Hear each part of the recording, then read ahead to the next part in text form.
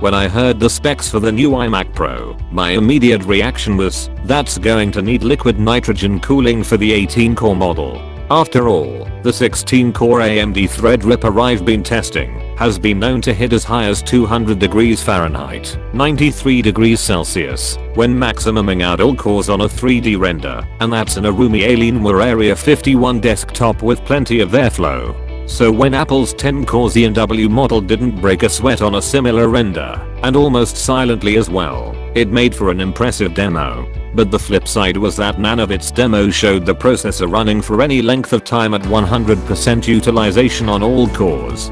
That's something you're less likely to see on an Intel chip with faster clock speeds overall, unless you increase the load. No one needs to convince me about the value of faster, as many cores as you can get processors. I've been using a 6-core Xeon E5 based trashcan Mac Pro for years. I always thought it was slow, until I started testing more mainstream systems. And my use doesn't hold a candle to most real-time interaction needs.